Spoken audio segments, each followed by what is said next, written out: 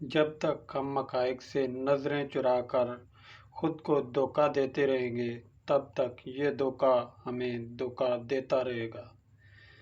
پہلی حقیقت تو یہ ہے کہ یہ ملک متحدہ ہندوستان سے انگریزوں کے چلے جانے کی صورت میں جدید طرز جمہوریت کے نتیجے میں ہندو اکثریت کی جانب سے مسلمان اقلیت کو مستقل کچلے جانے کے خوف نے بنوایا۔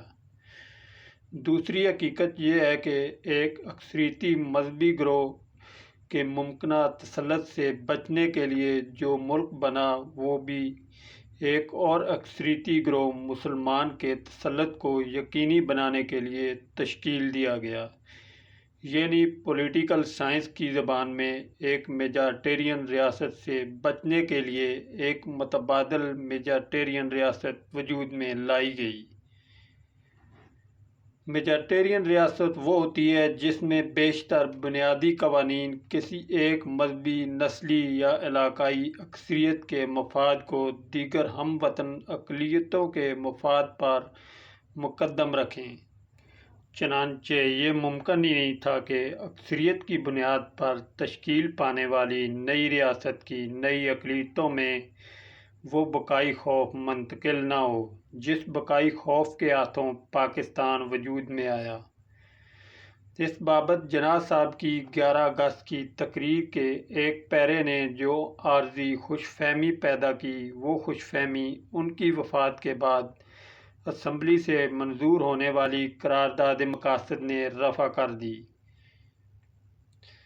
بدقسمتی سے جو نئی ریاست ایک مذہبی اقلیت کو مساوی حقوق دلانے کے لیے وجود میں آئی، وہ اپنی اکثریت کو بھی مطمئن نہ رکھ سکی۔ شمالی ہندوستان اور مغربی پنجاب کی جاگیری اور متوسط مذہبی مسلمان قیادت کی جانب سے ایک مذہب، ایک ملت، ایک ریاست کا نعرہ نئے ملک کی تشکیل کے لیے عوامی حمایت حاصل کرنے کی حکمت عملی کے طور پر مؤثر تھا۔ مگر اس نعرے کی بنیاد پر ملک بننے کے بعد نئے زمینی حقائق کی روشنی میں اگر ریاست یہ بیانیہ فروغ دیتی ہے کہ ملک بنانے کا مقصد اکثریت کے ہاتھوں اقلیت کو بلڈوز ہونے سے بچانا تھا، اب جب کہ یہ مقصد حاصل ہو چکا ہے تو یہ ملک بلا امتیاز اپنی حدود میں رہنے والے سب پاکستانیوں کا ہے۔ مگر یہ میجارٹیرین ریاست بھی اکثریت کا اعتماد حاصل نہ کر سکی۔ اس کا ثبوت ہمیں 16 دسمبر 1971 کو ڈھاکہ کے پلٹن میدان میں مل گیا۔ اس کے بعد ہونا تو یہ چاہیے تھا کہ شکست کے اسباب کے پیش نظر رکھ کے جو نیا آئین بنایا جاتا وہ پاکستان کی حدود میں رہنے والے تمام شہریوں کی بنیادی حقوق و فرائض کی محض کاغذی کے بجائے اصالتاً نمائندگی کرتا، مگر ایسا کوئی سبق حاصل نہیں کیا گیا، بلکہ جان لیوا خول توڑنے کے بجائے اسی خول میں خود کو اور سمیٹ لیا گیا۔ میجارٹیرین ریاست پر مسلط منظم اقلیت اور مضبوط ہو گئی۔ 1971 سے پہلے بنگال کی اکثریت کو آبادی کی بنیاد پر وسائل تک رسائی نہ دینے کے لیے 1 یونٹ تخلیق کیا گیا، یعنی مشرقی پاکستان کی 56% اکثریت اور مغربی پاکستان کی 44% اقلیت کو 50-50 کا درجہ دیا گیا۔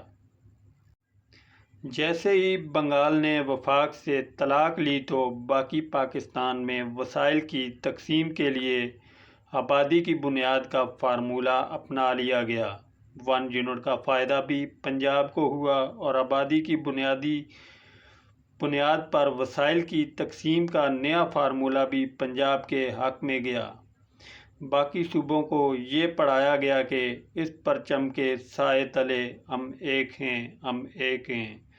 18ویں ترمیم کے تحت وسائل کی تقسیم بھی احساس محرومی دور نہ کر پائی۔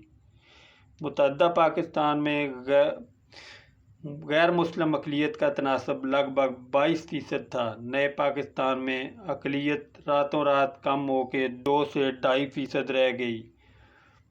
جب اقلیت 22% تھی تو قرآن کی بے حرمتی کی مشرقی و مغربی پاکستان میں ایک واقعہ بھی نہیں ہوا۔ جب اقلیت کم ہو کے 2.5% تک رہ گئی تو اس نے دیدہ دلیری سے مسلمان اکثریت کے مذہبی جذبات کو تواتر سے پامال کرنے کر کمر کس لی۔ یقین نہ آئے تو گزشتہ 40 برس کے توہین مذہب کے واقعات میں اقلیتی ملزموں کا تناسب دیکھ لیجیے۔ ساتھ ہی ساتھ میجارٹیرین اسٹیٹ میں توہین مذہب کے واقعات میں ماخوذ مسلمانوں کی کثیر تعداد دیکھ بھی لیجیے۔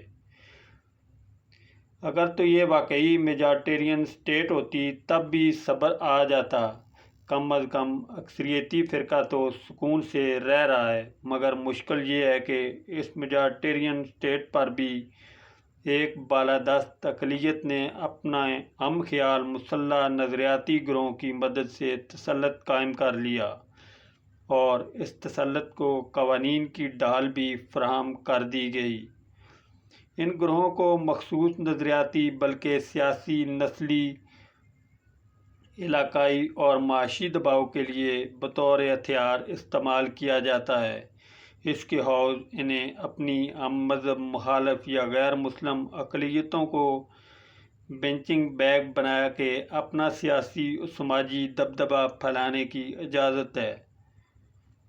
اگر ایسا نہ ہوتا تو اس وقت جیلیں سیاسی قیدیوں کے بجائے نظریاتی منافرت اور دہشت پھیلانے والوں سے بری ہوتی۔ لاقانونیت پر تو قابو پایا جا سکتا ہے، مگر قانونی انارکی پر قابو پانا بہت مشکل ہے۔ جڑاں قدرتی رد عمل نہیں تھا بلکہ منظم افراتفری تھی۔